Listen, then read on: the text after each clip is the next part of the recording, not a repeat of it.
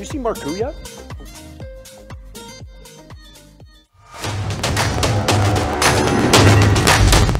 Protección de las innovaciones en la dinámica industria de productos deportivos. Scott McCollister, socio de Mathias LLP, Estados Unidos. Christopher Gegg, socio de Alston & Bird. Partner of Alston & Bird, United States. Jason Zhao, partner of Wanhuida Intellectual Property, China. Chairperson Desirée Russo, Trademark Counsel for Puma, Germany.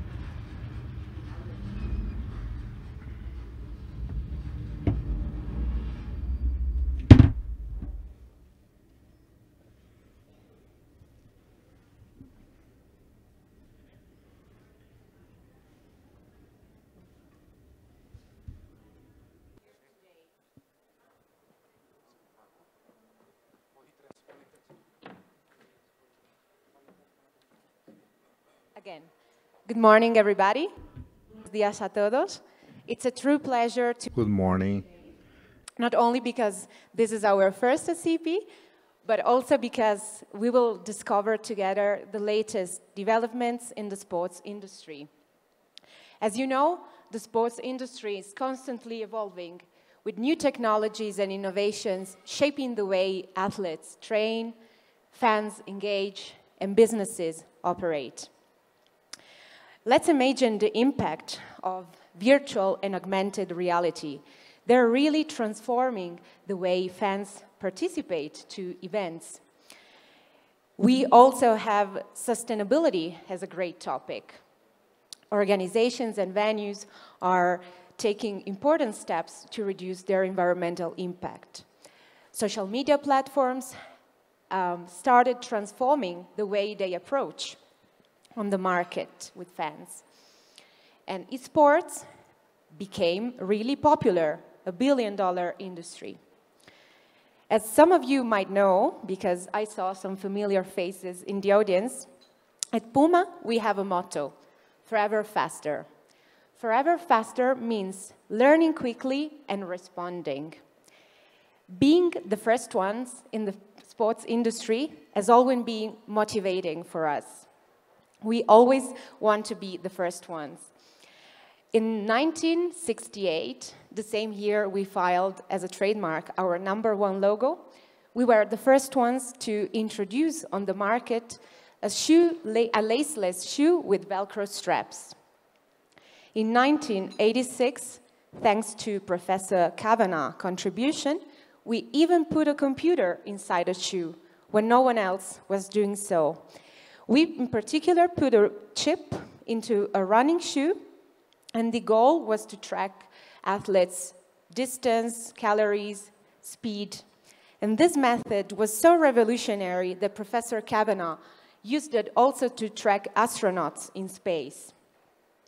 In 2016, we were the first ones to introduce on the market a wirelessly connected adaptive shoe, thanks to which users can loosen and tighten their laces by simply touching their smartphone. But of course, let's be honest, Puma was not the only one innovating the field, and today we will see how. So without further ado, I have the pleasure to introduce our first panelist of today, Chris Gegg. Chris is a partner at Alston & Bird. He's based in Charlotte, North Carolina, and together we will discover the latest innovations in the motorsport industry. So, Chris, the floor is yours. Great. Good morning.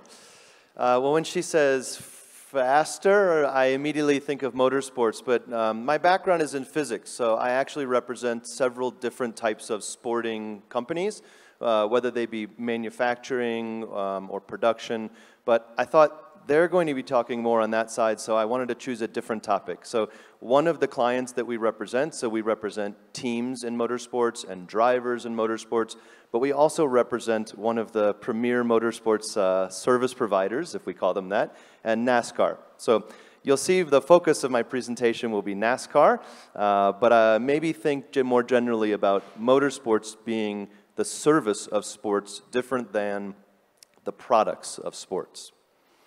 So I did want to touch on sort of some of the differences that I think about when we say sports. Maybe it's a non-traditional approach to thinking about intellectual property protections.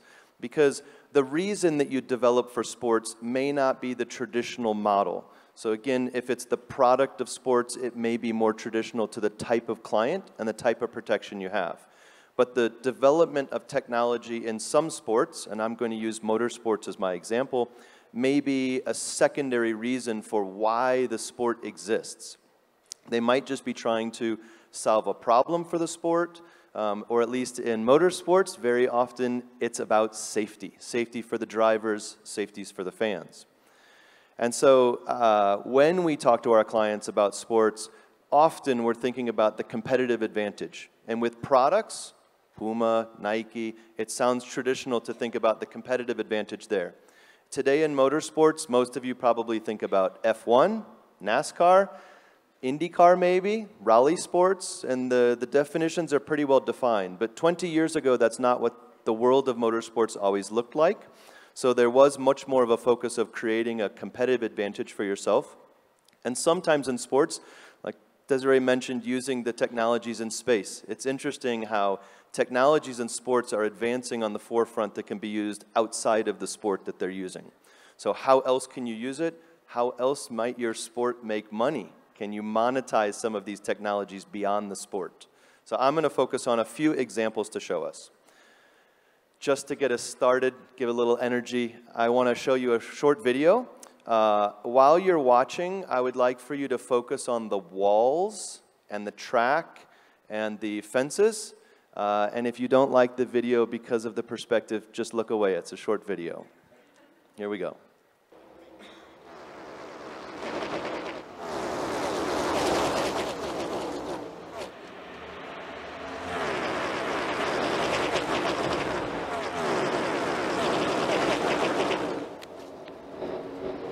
Slower that lap without him shoving you. 2/10 slower, half back, he's clear by half. This is Daytona in Florida. We're going to watch one lap. All tight there. Half back 34. Pushing up front now.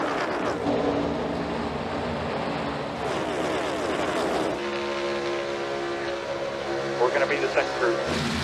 Copy.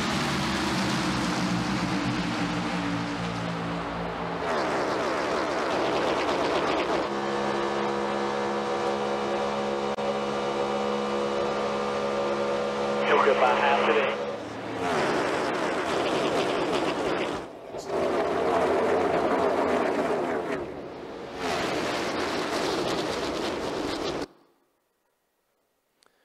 So that's a 4-kilometer track in Florida, the Daytona 500. What you saw was just barely more than one lap.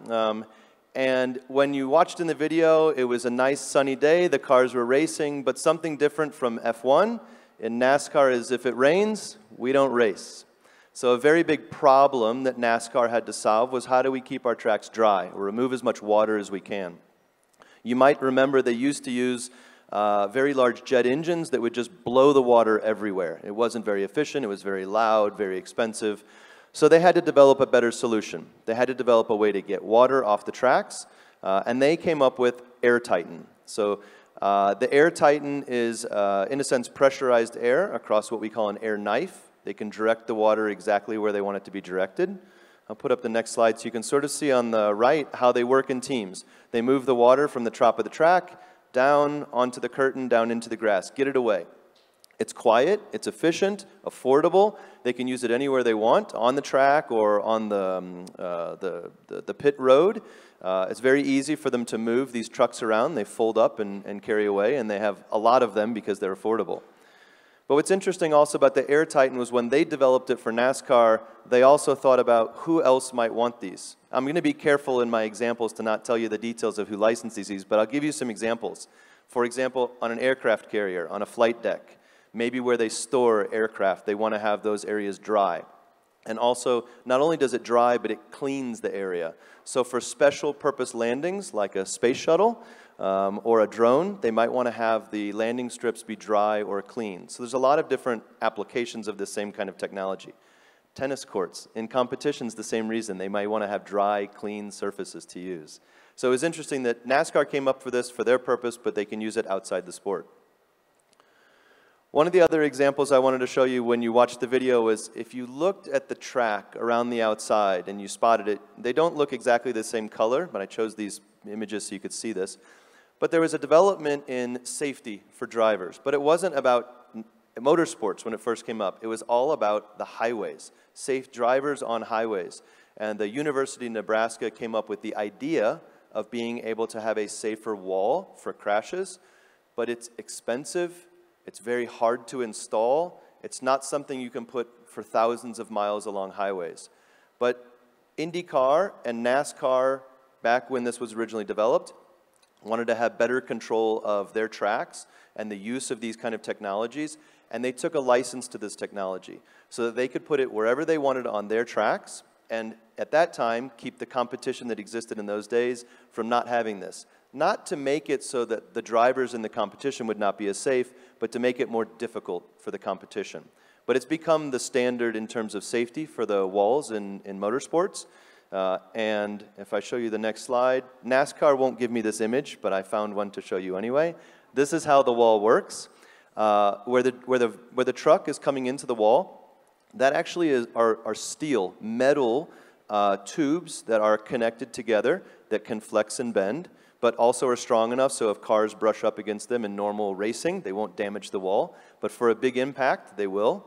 You can see the inner structure of the wall. In this instance, it's a type of foam they're using, breaking apart to absorb some of the energy before the outer structure of the concrete wall does control and holds everything in. So I just wanted to show you one example of how this is being used from a technology that wasn't even developed in motorsports, can be used very well inside motorsports. And I have one more example. Oh, I forgot to pull it out of my pocket if I have it. It's so small, I have a hard time finding it.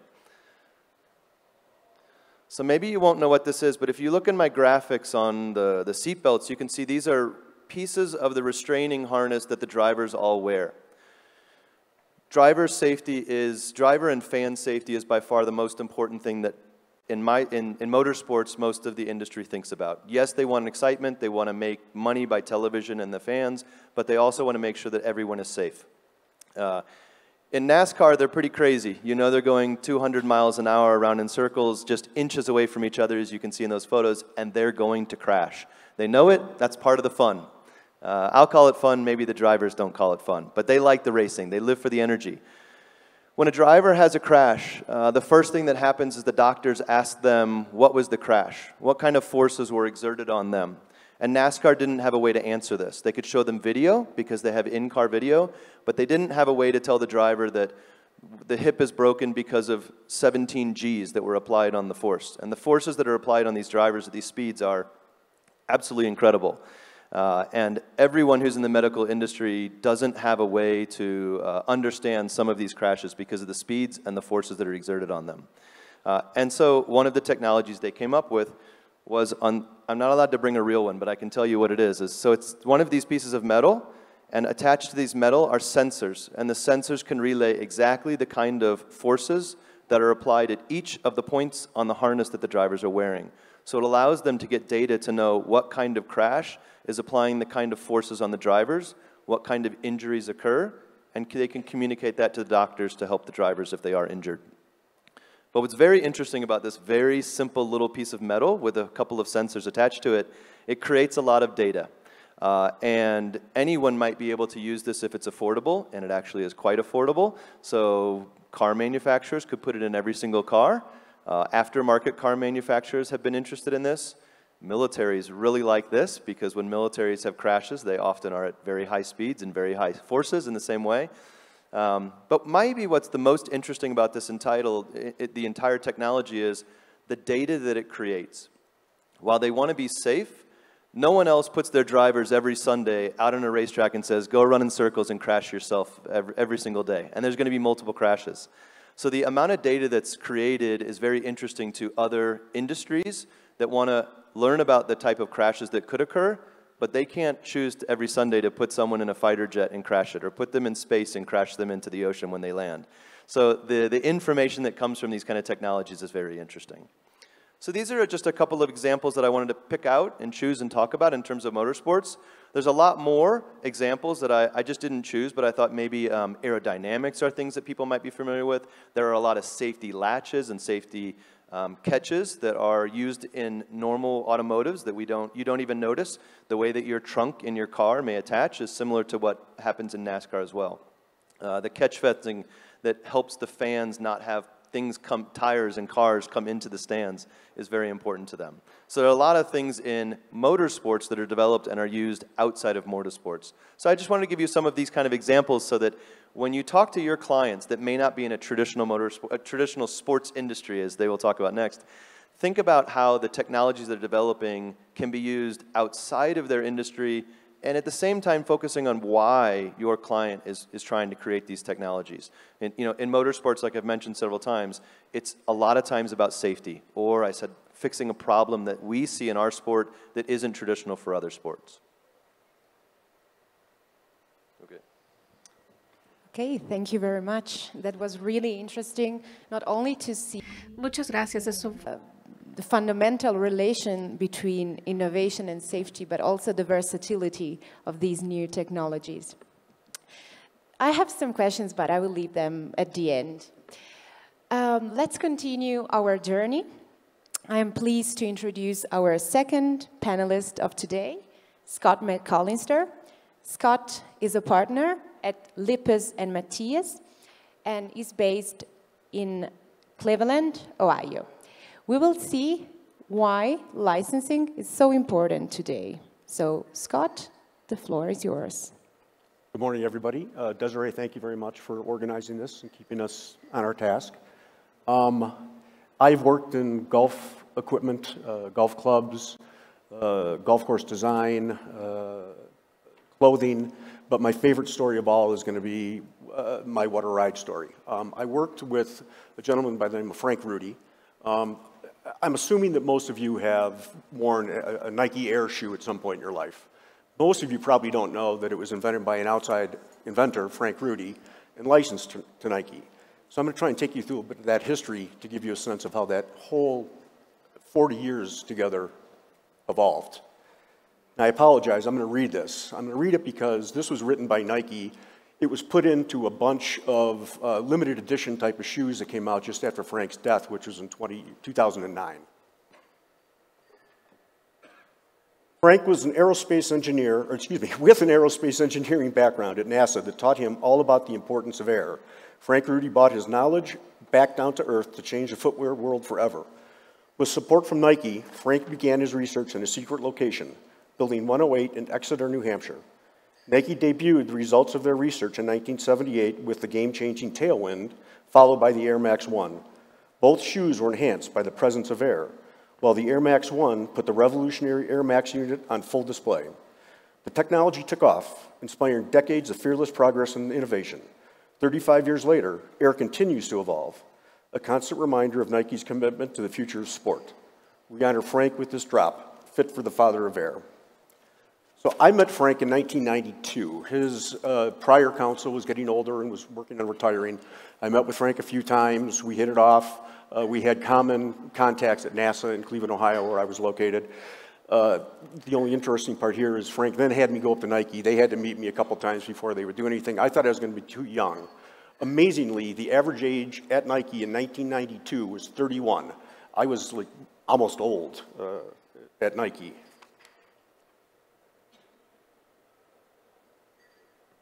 This is my takeaway from Frank's licensing relationship. These were the things that he focused on, and I think that made it a success. First of all, you have to have a great technology. You have to have the right partner. You have to be on the team. You have to get rich with your licensee. You have to be tenacious, think outside the box, and have some luck. This is the first patent that Frank really brought to Nike. This is the foundation of his technology. What it was an elastomeric chamber. It was made out of polyurethane. Into that polyurethane, he put what he called a super gas. It was just a large molecule gas. The one that was primarily used commercially was sulfur hexafluoride. What happens then is polyurethane was permeable to nitrogen and oxygen, air, and the air would move in to balance the partial pressure between the outside atmosphere and what's inside the cushion, so it would inflate itself. And then it would stay inflated. You didn't have to have a pump, and that was the beauty of the technology. As you can see on my side, he was the 2009 European Inventor of the Year for this technology. So Frank didn't start just with Nike, and that sort of guided a lot of how he formed his relationship with Nike. He first invented an insert for a ski boot. It was made with air, it was pumped up. He walked away after he signed the license. He did not become involved with developing the technology, and it was never comfortable. They could never make it so you wanted to be in your ski boot for 6 hours, so it kind of failed. And he learned a lot, I think, from that experience. Now I'm going to read it to you again, and I apologize. Hopefully everybody knows that the founder of Nike was Phil Knight. He was also the CEO for many, many times. On occasion, he left and he came back as a CEO when Nike might have some problems. This is Phil Knight's book about his meeting with Frank.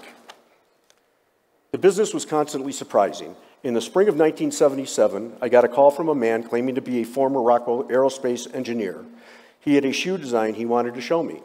"Come on up," I answered. His name was Frank Rudy, and he was a very serious man. His invention was an air midsole for running shoes. It had been tried before. The problem with previous designs was that the air always leaked out of the bags, so the midsole would go flat after one long run. Frank Rudy insisted he had invented a way around that problem. He made his pitch in a room with Strasser, Hayes, and me. So I said, "I got time for a 6-mile run before dinner." "There is no moderator," Frank responded, meaning that there was nothing to control the midsole. It would just flop around underneath the foot. "Never mind," I said. "I will get the idea." I found the run wobbly, as promised, but sensational. We had an agreement that evening, and now 40 years later, we have sold some 40 million pairs of air-soled shoes. Sometimes it pays to pick up the phone. I'm going to read this next part because he comes into a video clip I'm going to use later. Later, we received a call from another shoe inventor. His name was Sonny Vaccaro. After the Frank Rudy experience, I was eager to see what he had. Sonny Vaccaro's invention was some sort of hydro-architectural beast that got laughed out of the room. But in the course of his pitch, Sonny mentioned he had access to every college basketball coach in the country through his Dapper Dan All-Star Basketball Classic, which annually featured the top 30 players in the country. So my takeaway from this was that Nike was a small and a very hungry company, which is what Frank needed to be involved, to stay in the game. This is also from another book that was about Nike. What I want to take out of here is this recollection was that the air soles failed when Phil Knight was running in them, which is actually what Frank told me. But what I've highlighted is development. Frank entered into a development agreement in addition to his license agreement with Nike. So he was there trying to take this technology from what he delivered in the license to something that was commercial. And that was essential to make this thing work. He was on the team.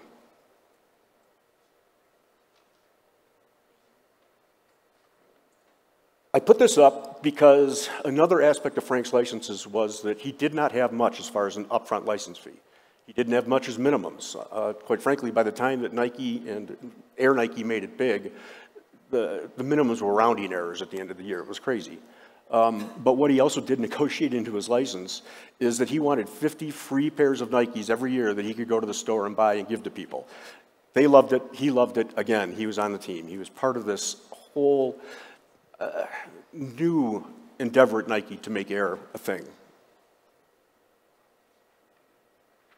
All right, now we're going to get technical again. I apologize. So we talked earlier that Phil Knight couldn't run very long in these shoes because there was no moderator. This was the next patent that Frank came up with after he was involved with Nike. What they did is they foam encapsulated the cushion. You can see in the bottom left, as I'm looking at it, the round circles. Those are the cushions that were encapsulated by the foam. The foam allowed forces on the air sole to be spread across the whole air sole so it wouldn't just get pinched in one spot. It also allowed for it to be easy to put into a shoe and comfortable. This is where the story, to me, gets a little bit interesting again. So they took that air sole that Frank had done with the moderator, and he got it into a new shoe. It was a tailwind. We saw that in some of the first couple slides. The problem was, and this is this is Phil Knight's words, Rudy's first air sole shoes hit the market. We had some problems with the quality of the new material in the upper, but the consensus in the running community was, what a ride. Phil Knight said problems, but the problems were pretty significant. So I know all of you looking at this will say that that's not a very fancy shoe, but that was a 1980 Tailwind. That was the first. You can see the foam cushion at the bottom that held the Air insole. Nike wanted this to be a big splash. They wanted it to be very colorful. And coming up with a silver shoe at that time was unique. The problem was when they decided how to make the silver shoe, they used a silver dye. And that silver dye had lots of small little pigment of silver in there. And when the fibers of the fabric would run against one another, it would tear them apart. So the uppers on these shoes would fail very quickly once they were out in the marketplace. Where that really came kind of to haunt Frank a little bit was the fact that when that would happen, they would call it in the industry a blowout. And when you have a blowout in a shoe that has an air sole, it just is a really bad connotation. So Air actually lost a little bit of enthusiasm in the marketplace. It lost a little bit of enthusiasm at Nike because of this blowout phenomenon that really had nothing to do with the air sole. This is where tenaciousness comes in. And again, I'm going to read from a book. I apologize. An inventor, Frank Rudy never gave up. He called Exeter, often pleading in hour-long conversations to keep Air in the forefront of Nike. Ned Frederick, who liked Rudy, could do little more than console him. Finally, Frederick resorted one day to making a continuous loop tape in which he uttered noises like, uh-huh, yeah, you're right about that, Frank. When Rudy called, he put on the speakerphone, turned on the tape, and went about his business. So Frank was a pain in the neck, to be honest, but Air needed a pain in the neck to keep pushing it through the process at Nike. He also thought outside of the box. Frank was an engineer, a designer. He was not a marketing guy, but he came up with the idea of the air sole name. He went and he filed the trademark application on the air sole name on his own. I highlighted that for the owner. Then he assigned it to Nike once he convinced them that it was the right name to use. So here, we saw this slide before, but I've highlighted a few names. The reason that I did that, and I'm not very good with actors, so I apologize. After Air was struggling with respect to the tailwind, blowouts, and all that kind of thing, Frank needed some luck, and that was one of the items that I put on my list of 7 items. That luck came in the form of Michael Jordan. So here, the film that we're going to see, I've highlighted the names Strasser and me. Me is Phil Knight. That's played by Ben Affleck in this clip. Strasser is played by Jason Bateman, and Sonny Vaccaro is played by Matt Damon. You know when you get a feeling? I'm doing this 20 years, I've never had a feeling like this. You're gonna see exactly what I see. Which is what? Greatness. I need the greatest basketball shoe that's ever been made. What's the plan? We build a shoe line around just him. For a rookie who's never set foot on an NBA court. Who's the player? Michael Jordan. We can't get Michael Jordan. I'm thinking of reaching out to the parents. You talk directly to the family, you're gonna lose your job. Do you typically show up at people's front doors unannounced? I was told not to call. Oh man, here we go. Every once in a while, someone comes along that's so extraordinary that it forces change because they are so very special. A shoe is just a shoe. Until my son steps into it. Air, rated R. Exclusively in theaters April 5th. So that was the movie Air that was out in the spring. This is sort of where some tides turned. They were able to sign Michael Jordan. Air Jordan became one of the most important brands around, and it reinvigorated Air. It took off. There was more excitement again at Nike, and there was more interest in pushing it forward. So in that clip, there was a bearded gentleman that you saw that was sort of working on the design of the shoe. That I think is supposed to be a guy by the name of Tinker Hatfield. He's famous in shoe design circles. He designed a lot of the, 15 Air Jordan lines or shoes over the years. But one of the ideas he came up with was visible air. And this sort of changed, again, the trajectory at Nike. You can see here, this is a design patent that was filed by Tinker Hatfield. And there's an opening in the heel where you could look in and you can actually see the air sole that was inside. Before that, nobody ever saw what was in there. They had to take your word for it that you had this air sole in there. I'm talking a lot about Frank. Frank made significant technological advances to make very thick air soles work so that you could have Air Max shoes. I don't have a video or an image, but you know, it was a whole sole and it was about this thick in the back. I mean, you knew you were standing on air when you stood on something like that. Things were not always easy because there were some political and social issues that came up for Nike. As we talked earlier, the shoes initially were filled with a super gas. It was sulfur hexafluoride. It was not particularly environmentally respected or liked. So Frank, at a later point in all of his development with Nike, developed this other type of urethane material that was partially crystalline. And what would happen then is it wouldn't let nitrogen pass through it, but only oxygen. So they could inflate it the exact same way, fill it with nitrogen, let the oxygen permeate in, and you had an environmentally much more friendly system. One other thing, just because we talked about the technicalities of the moderator. The moderator that we looked at in some of the very early slides was foam encapsulation. Obviously, foam encapsulation kind of limits what designers can do with respect to the where they're going to put the air soles. So this was another later invention of Frank. It was called tensile air. What it was, you had 2 layers of fabric that were basically laminated or embedded in the elastomeric opposite sides of the cushion, and then there were drop threads that ran between the 2 fabric layers. So when you inflated it, what you had is 2 fabric layers tied to the cushion, and then all these drop threads that kept it from moving. So you had an internal moderator. This allowed Nike to come up with all these incredibly thin little air cushions. They could put them in dress shoes. They could put them in all kinds of different parts of the shoe that made shoe design using air significantly easier. All right, so as we look at this last slide, and I apologize because I think we were supposed to talk a little bit about the fast-moving technologies in the sports universe. I'm going to make this argument. Shoes have existed for thousands and thousands of years.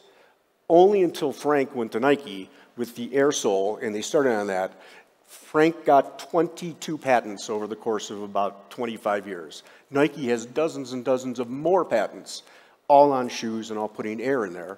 It moved fast once you put a new idea into a sporting good company's hands because it's the only way that they can keep bringing in their customers. Thank you. Thanks to you. I think it's always interesting to see how visionary ideas can really shape the future of a company. And even though I work for Puma, I have to admit I saw the movie, and that's great. So I invite you to watch it as well. We are almost at the end of our panel, but I would like to introduce our last panelist of today, Mr. Jason Yao. Jason is a partner and member of the management committee of Wanhuida Intellectual Property in Hong Kong. With Jason, we will see why synergies are so important in the sports industry, especially when it comes to tackle counterfeits products in an area like Asia. From a brand protection perspective, very complicated, I will say. So, Jason, the floor is yours. Thank you, Desiree. So Chris and Scott have been talking about the innovations in the sporting industry. So what I'm going to talk about is how to protect those innovations. I will give you an example of the golf industry. I was hoping that you guys are going to talk about the golf so that I can talk about how to protect the innovation in golf in the golf industry. I know quite a few people in this room because of golf, not because of IP work. So in the golf industry, you may think of, you may not believe that there's a lot of innovations in the golf industry, but actually there are a lot of patents in the golf industry. For example, the Titleist Pro V1 golf ball. They have over 600 patents over that golf ball. And there are a lot of many other patents on the designs and the materials of golf clubs. So I don't know how many people are playing golf, play golf in this room, but I guess many of you play golf. And a lot of times you have some bad shots. And you don't blame the clubs, you blame yourself. But I can tell you, you should blame the clubs other than yourself. It's not your problem. You might be using a counterfeit club because there are big difference in the counterfeit clubs or a counterfeit golf ball. There used to be a very serious counterfeit problem in the golf industry. You may know that most of the golf products are manufactured in China. So are the counterfeits. So there are many counterfeit manufacturers around the genuine factory. So there may be one factory making the genuine products, and there may be 10 more factories around that area that are making counterfeits. I was talking about 20 years ago. That's why the golf company, the #1 golf company, Acushnet, hired me 20 years ago as an in-house counsel. So I was the in-house counsel at Titleist for 10 years, fighting with counterfeits. At that time, they were fighting alone as a one brand. So when we approach the government agency for raid action, they say, you're just one company, and the golf is a small industry. So we had a difficult time to get the priority from the government agencies. It was that time that we think of working with the other brands, because golf, even though it's a small industry, but there are quite a few very famous brands in the industry. So we start to approach those brands and to talk about forming a group, the industry group, to fight counterfeits together. That's how the working group, the golf working group, started. So there are 6 major brands in the golf industry. Those are Callaway, TaylorMade, Pin, PXG, and Titleist. Those are the 6 members of the golf and the counterfeiting working group.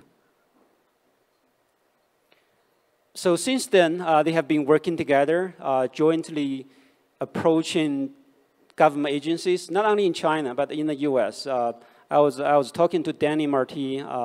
He was on the first panel. When he was working at the White House, we have been working together to put the counterfeit problem in the golf industry in the agenda of the White House and the Chinese government and many other governments.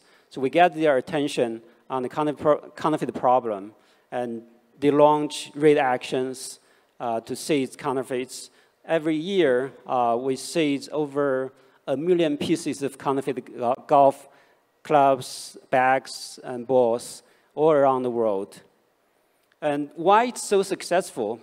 It's largely because each member of the group, they have their own network. They have their own information sources. So when they work together, they put everything together. They share information, they share their contacts, and they share their connections with government agencies in different countries. So when they work together, they share those resources. And not only that, they share their budget together. So they share everything equally. So every brand, they will put over, I wouldn't say the specific number, but quite a significant number from each member. But when the 6 members put all of the money together, they can do a lot of things together. And they can do a lot of joint actions. Every year, we do over 30 raid actions in China and quite a few raid actions in Southeast Asian countries. And we do a lot of customs trainings to tell them how to identify counterfeits from genuine.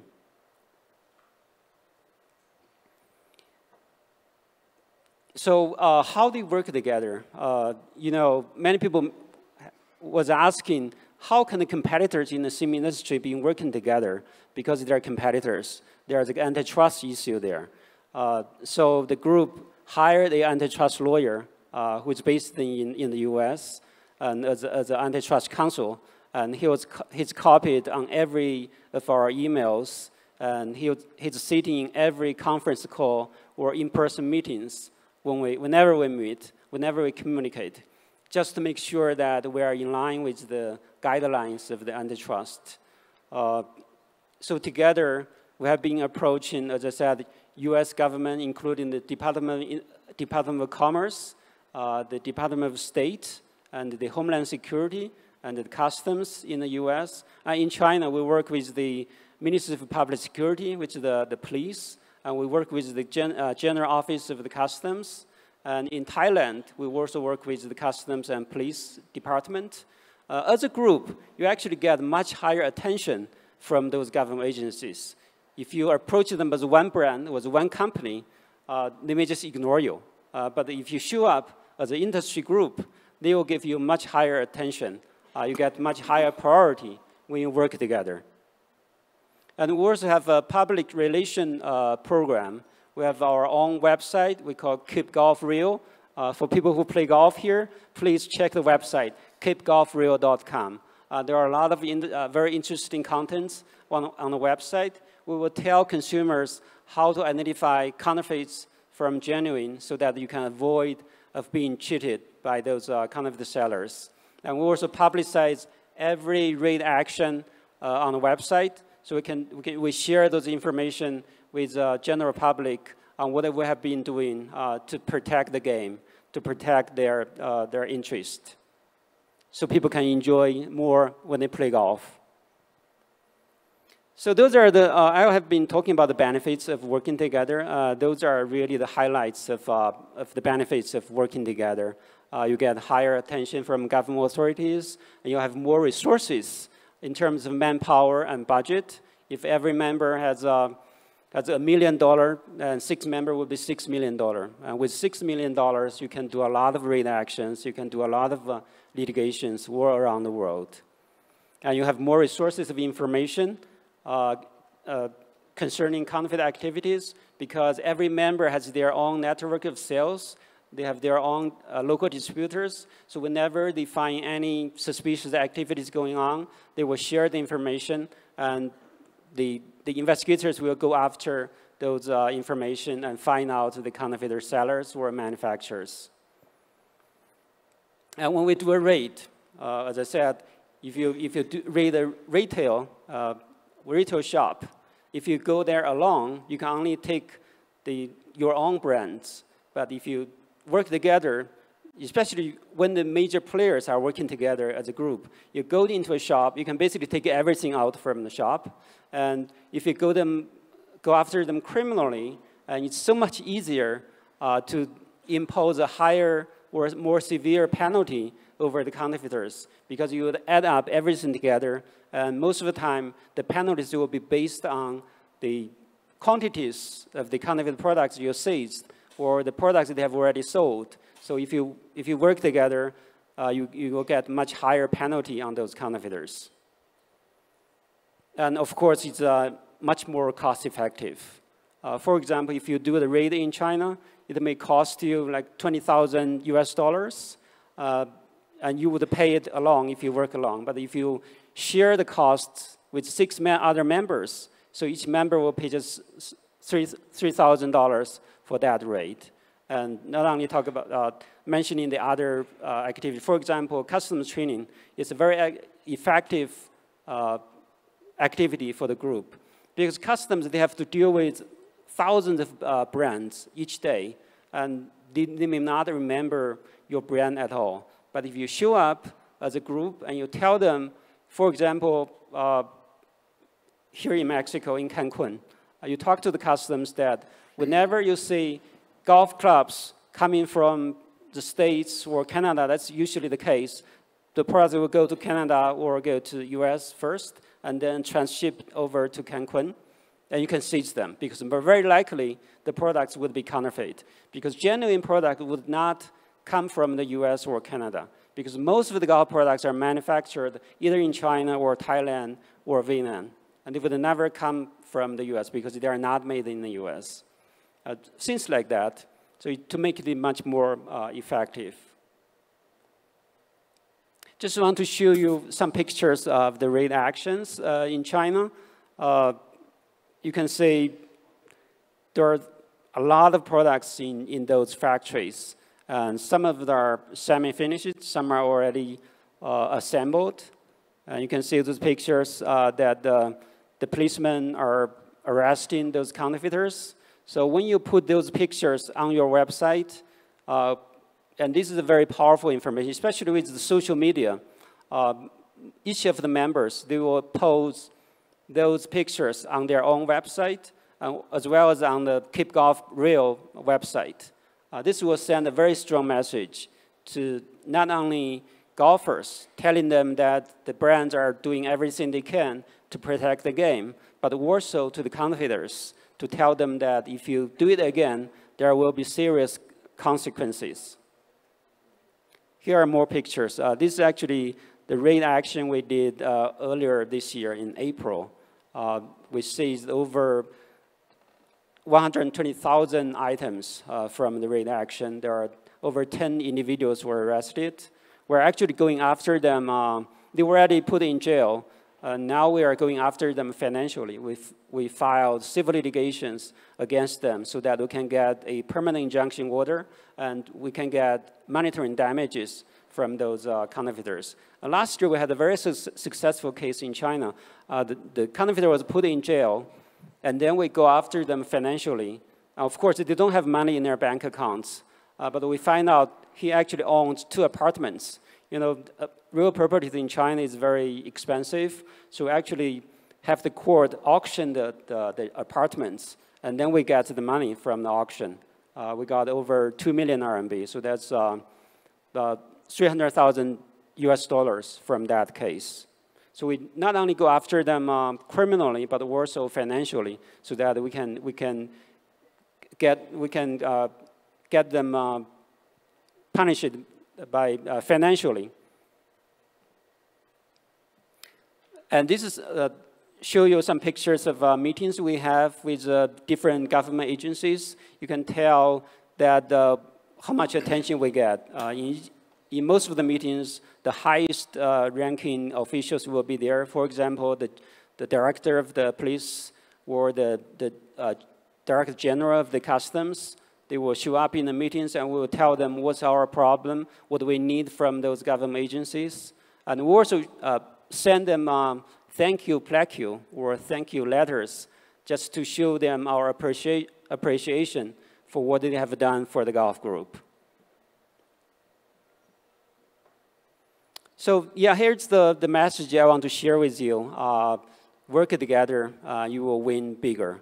I know most of you are private practice, but if you can convince your clients that they should really work together with their competitors, you'll be much more effective. I really encourage, whenever I can, when I talk to the brand owners, I will tell them that you should work with your competitors because it's much more effective in working together in fighting with counterfeiters and infringers worldwide. For the golf industry, I've been introducing them to a lot of friends in different countries. Hopefully in Latin America, some of you can, if you find any counterfeit golf products or infringing golf products, let me know and I will introduce you to the golf group. So hopefully in the near future, we'll be working together fighting those counterfeits. That's it from me. Thank you very much. Thanks.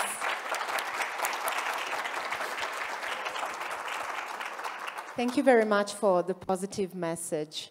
I think it's a great example of cooperation, and I'm also of the view it can be exported in other areas of the world and also to other sports. So we tried to give you some food for thought, and now we are open to your questions. So any question will be welcomed. You can also pose it in Spanish because I will translate it into English for you.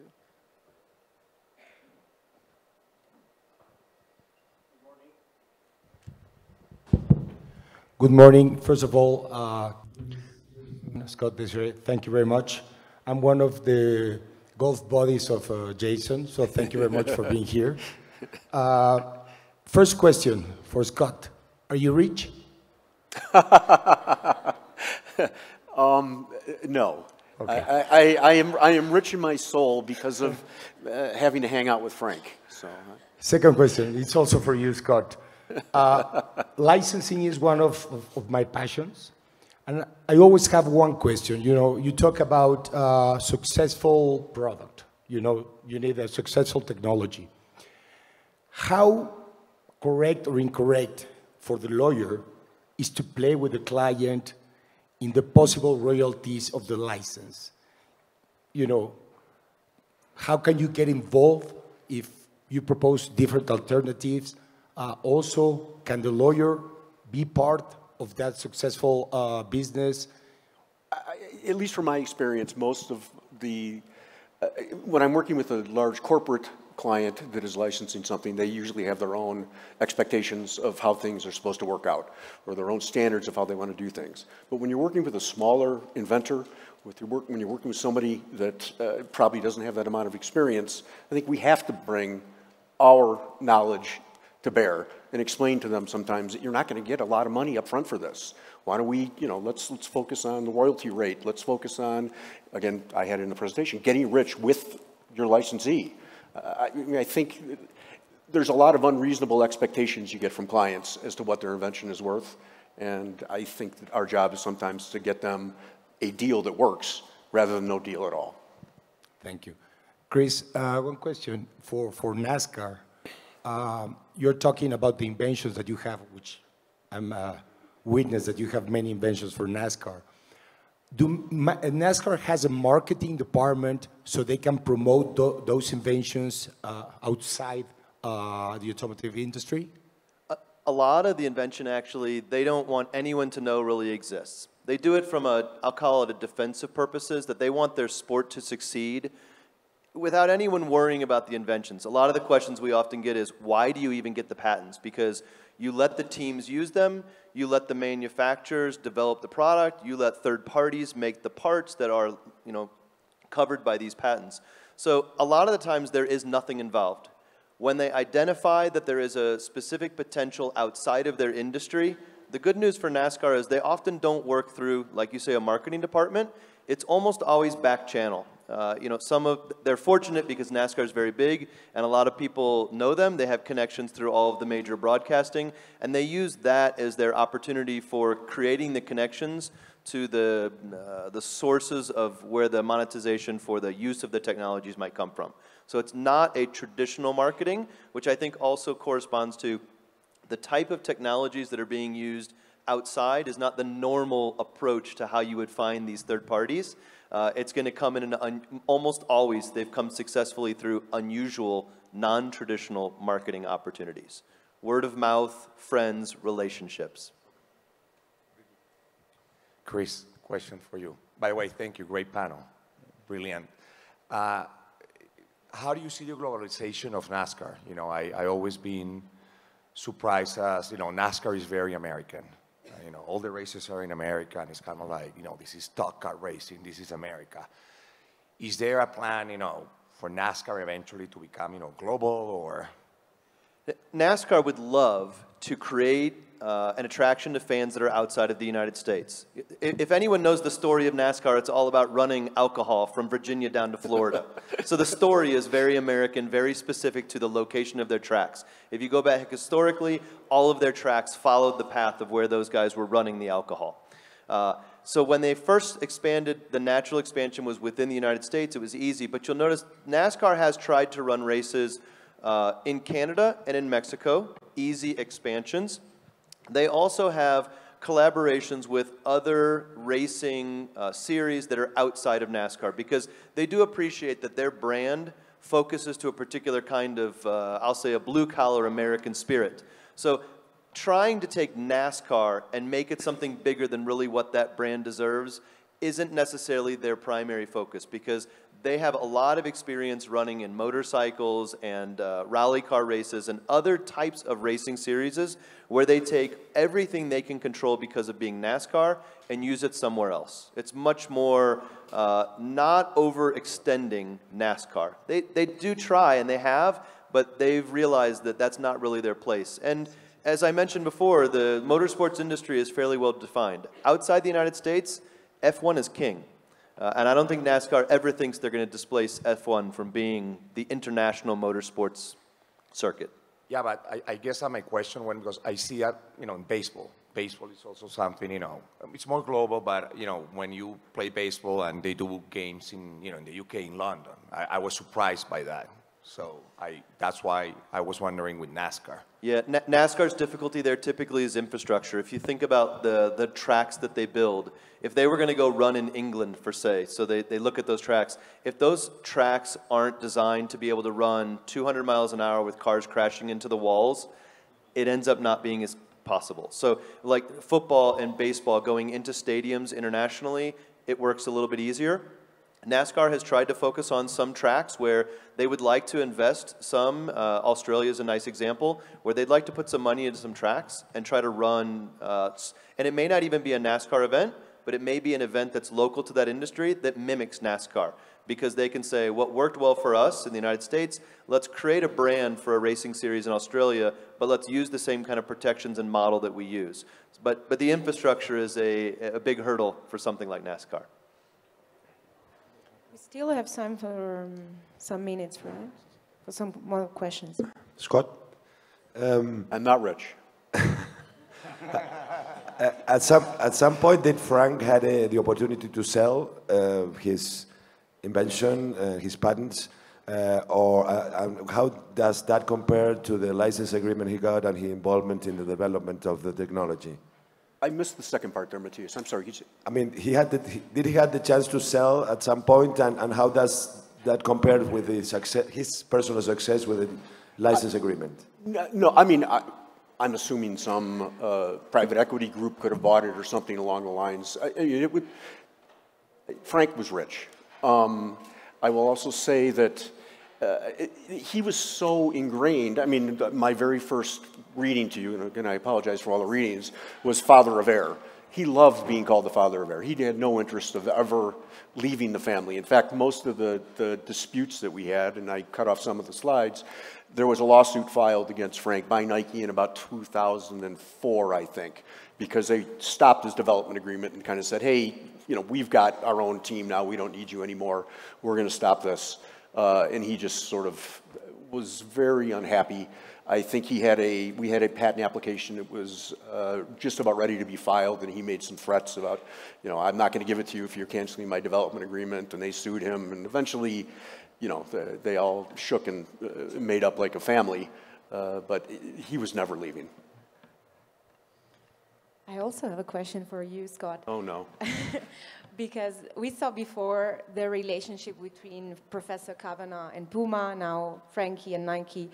Do you think from a human and professional perspective, such a relationship would still be possible today? Yes, if it starts at the right level. I mean, it wouldn't start between, if one of you invents the next great shoe invention, you're not going to call Phil Knight up and get invited up for a conversation.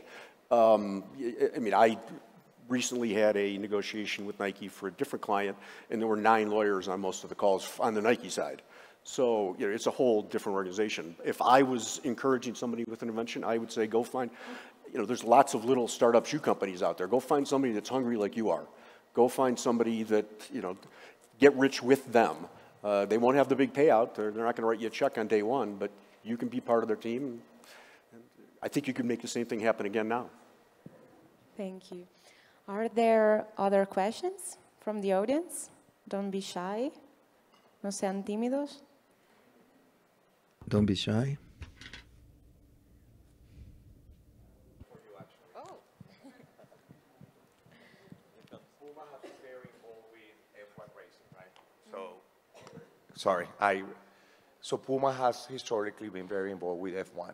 So I'm kind of like going back to NASCAR. It's, you know, is that a target, meaning racing in general, or it's F1? No, I would say in general. Racing in general? Yeah, because we also have collaborations with the Red Bull. So Forever Faster is always there. I would say general, not only F1. I was going to add, you know, the idea about, and we heard this in the previous presentation, understanding what your brand is and the audience they're trying to sell to, because we see it from the NASCAR side that the audience of what NASCAR is very different than baseball, basketball, hockey, F1, IndyCar. That, you know, they define very different audiences, and so the brands that you will see In NASCAR, like Tide, clothes washing detergent. It's a very different brand than you're going to see on an F1 car because of that audience. Does NASCAR have any non-U.S. sponsor in racing? Because, I think that the NASCAR model is also great for brands because, let's say, Mars, M&M, so each race, they can have another of their brands. Maybe can have M&Ms in the car, then the next race it's sneakers. So it's all American brands? No, not at all. And it's actually interesting you ask because NASCAR and a lot of the racing series are like this where you have the sport itself, so NASCAR, F1, and then you have the teams, the owners and the car manufacturers, and then you have the drivers who, a lot of them are international drivers.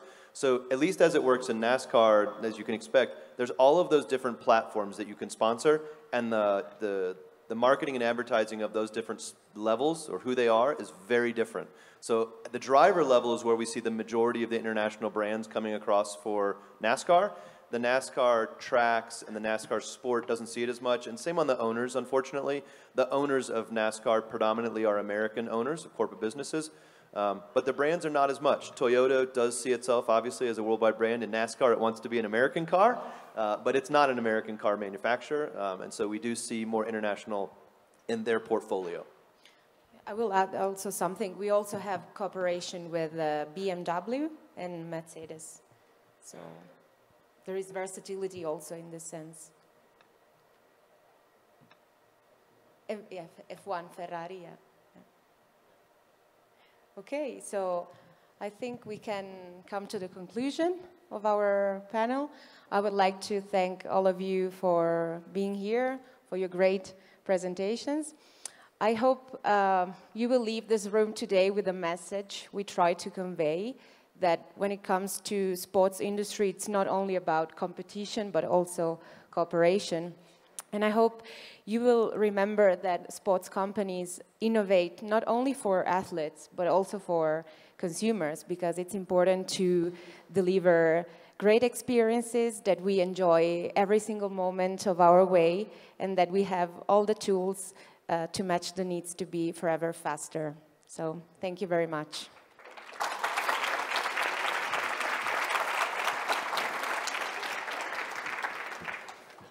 Great, thank you. Sorry, my hands.